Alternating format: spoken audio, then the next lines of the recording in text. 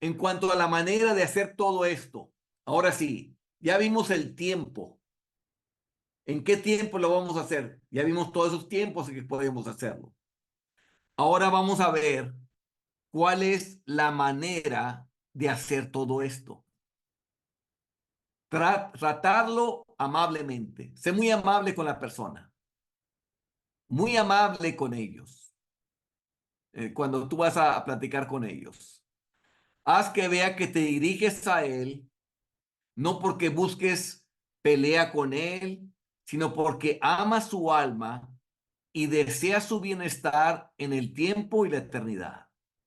Eso es lo que tú quieres hacerle ver a él, que tú realmente lo amas, que tú realmente no quieres que él se pierda, que tú realmente quieres que Dios lo bendiga, que tú realmente quieres que en el día del juicio él salga inocente, que él salga que ya perdonado por Dios y que no se va a ir al infierno. Que esa es tu intención de querer hablar con él. No quieres pelear con él, no quieres contender con él, no quieres nada de eso, sino realmente tú vas a hablarle a él porque lo amas y quieres que se salve. Y lo buscas tratar amablemente. Si eres duro y autoritario en tu manera, la manera de hablar con él, como prepotente, como que sientes que tú sabes mucho y él no sabe nada, si llegas así, probablemente lo ofenderás y lo alejarás aún más del camino de la vida. O sea, en vez de quererte escuchar, lo vas a alejar por la manera en que lo estás tratando, la manera en que tú te acercas para hablarle de las buenas nuevas. Sé solemne. ¿Por qué digo que sea solemne? Bueno, porque esa persona, en ese momento que tú vas a hablar, está perdida. Y haz de cuenta que tiene un cáncer, pero es un cáncer del alma. Y ese cáncer del alma lo va a llevar al infierno. Entonces, tienes razones por ser solemne, porque sabes que la persona está perdida.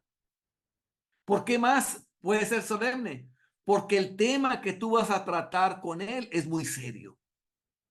Es tan serio como que se va a definir la eternidad de la felicidad que él va a tener o la eternidad del sufrimiento que él va a tener. En lo que tú le vas a decir, tan serio es el tema que es toda una eternidad lo que se está poniendo en juego. Evita toda ligereza de manera o lenguaje. La frivolidad producirá todo menos una impresión correcta. Se no trate las cosas ni a la ligera, ni metas chistes, ni nada chistoso, ni nada de eso. No hay nada de chistoso cuando sabes que la persona, si le da un ataque cardíaco mientras tú estás hablando con él, se va a ir al infierno. Es algo mucho, muy serio. Entonces, manéjalo serio. No utilices frivolidad de nada para que creas la impresión correcta en él. Debes sentirte comprometido en una obra muy solemne que va a afectar el carácter de tu amigo o vecino y probablemente determinar su destino por toda la eternidad. Todo el destino de esa persona se va a determinar si él se salva o si no se salva. Así de serio es. La eternidad no son 10 años, ni son 100 años, ni son 1000 años, ni son 1 millón de años. Son para siempre felizmente en el cielo, en el sufrimiento del infierno. Así de serio es esto. Por eso es un tema muy importante y por eso lo debes de abordar con mucha solemnidad. Porque también quieres que cuando tú estés hablando con él, él sea solemne y él sea serio en escuchar lo que tú le vas a hablar. Ser respetuoso. Esto es bien importante. Ser respetuoso con toda persona. No solamente cuando prediques, sino con toda persona, ser respetuoso. Respeta a la persona, habla amablemente, escucha a las personas. Algunos parecen pensar que es necesario ser abrupto, grosero y vulgar en su trato con los descuidados e impenitentes. O sea, hablarles groseramente o hablarles vulgarmente o tratarlos como menos. No es así. Tienes que tratarlos muy respetuosamente a esa persona. Quiero que te pongas esto en tu mente, que Jesús te está llevando a buscar a esa oveja para que se arrepienta y se salve.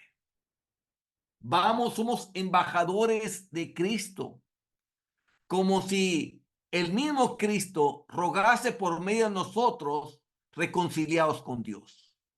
Es lo que estamos haciendo. Entonces, el respeto es un buen medio para llegar a la persona.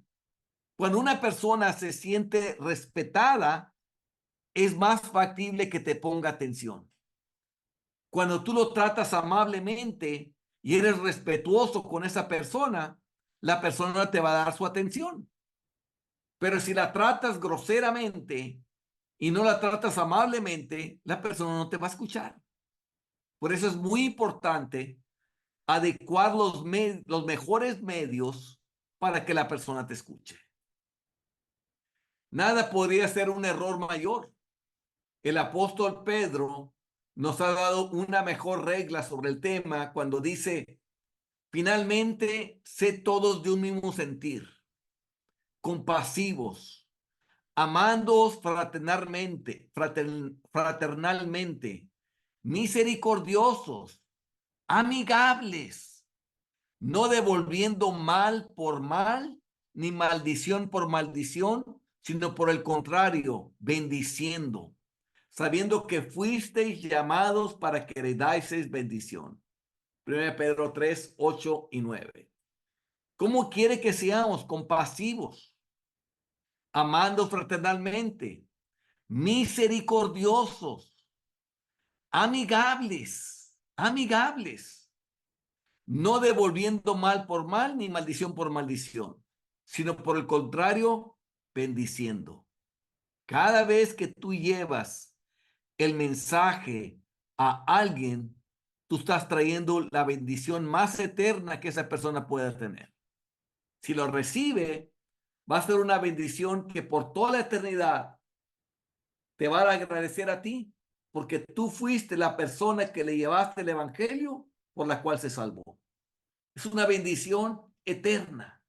Tú fuiste el medio que Dios usó para que esa persona se salvara y fuera feliz por toda la eternidad, para que heredase bendición. Una forma de hablar ruda y vulgar solo sirve para dar una opinión desfavorable tanto de ti como de tu cristianismo. O sea, si tú hablas de una manera ruda, como dice aquí, sin amor, despectivo, entonces la persona se va a llevar una mala imagen de tanto de ti como de todos los que son cristianos. Les va a cerrar la puerta a todo el mundo, simplemente por no tratarlo respetuosamente. Asegúrate de ser muy claro. Y aquí es lo más importante, ser muy claro en lo que hablas. No te permitas ocultar ninguna circunstancia de la persona, su carácter y sus relaciones con Dios.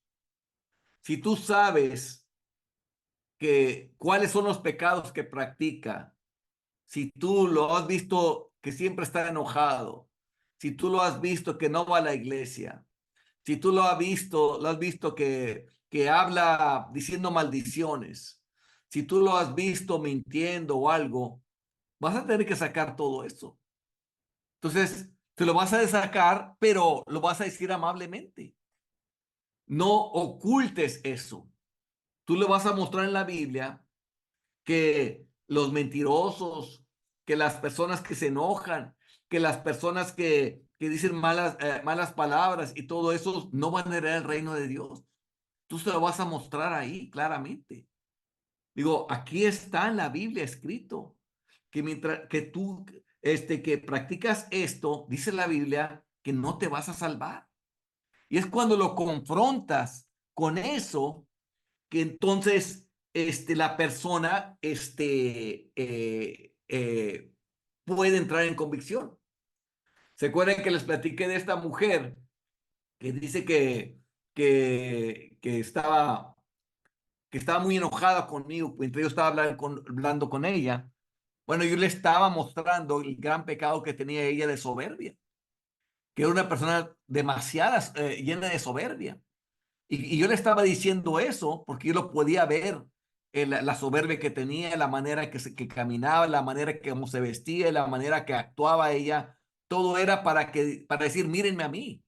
O sea, que ella quería el protagonismo y los reflectores de todo lo que hacía. Entonces, por eso yo le sacaba ese pecado. Entonces, porque muchas veces a las personas que vienen contigo no los conoces. Entonces, pero lo que puedes ver a simple vista, tú lo usabas. Y ese era el pecado que ella tenía. Y por eso, estaba toda así enojada.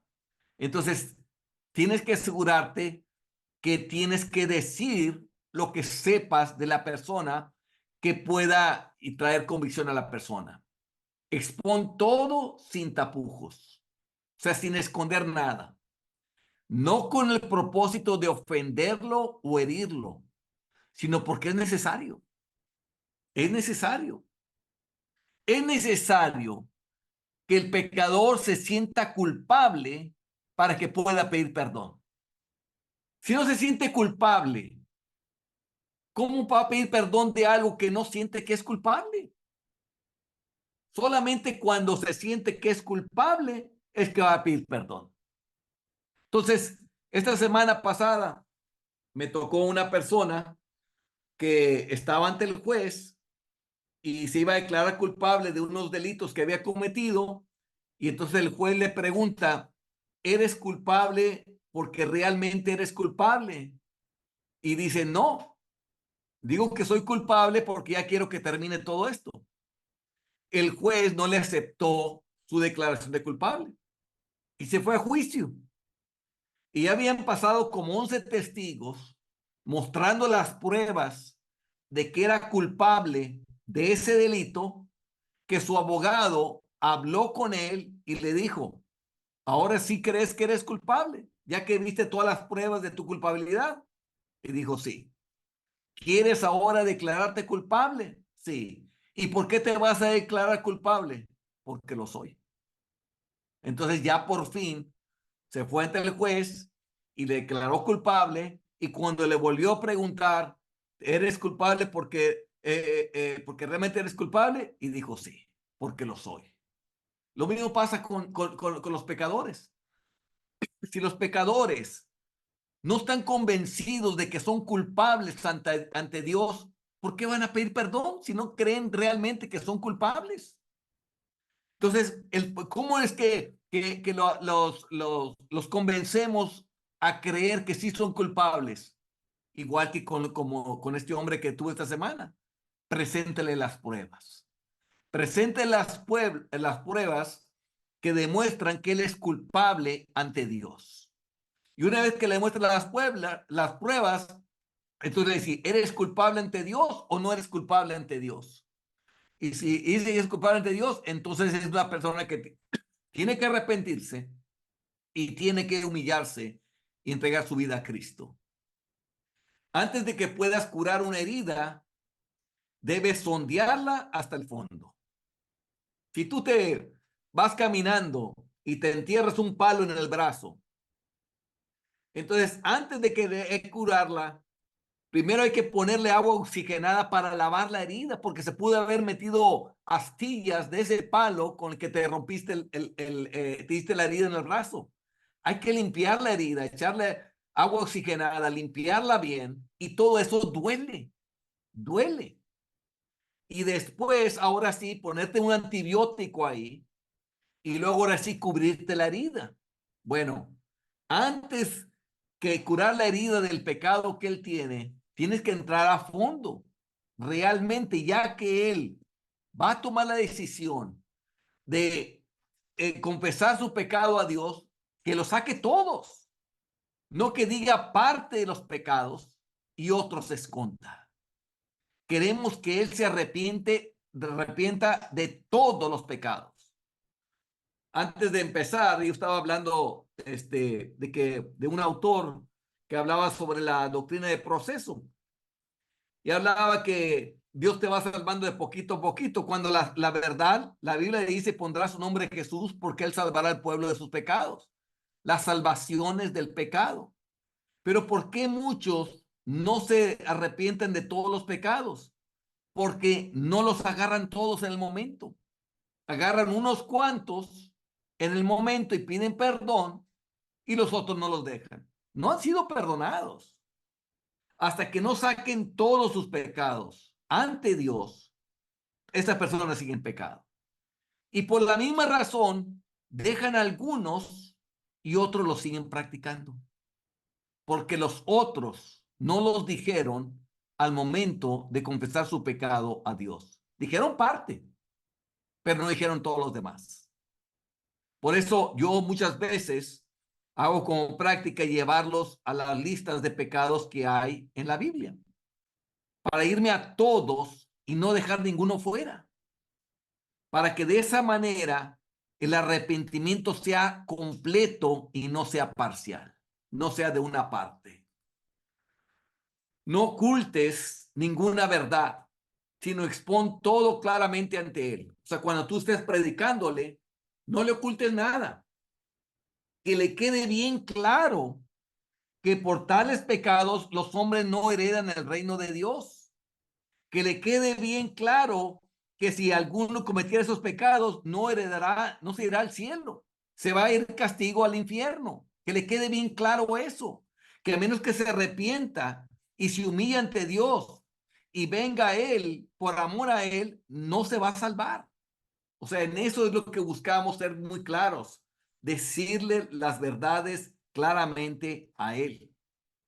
Porque de otra manera, si ocultas algo, pues no va a ser realmente, Dios no va a bendecir eso, el Espíritu Santo no lo va a bendecir ese mensaje porque no es todo el consejo de Dios.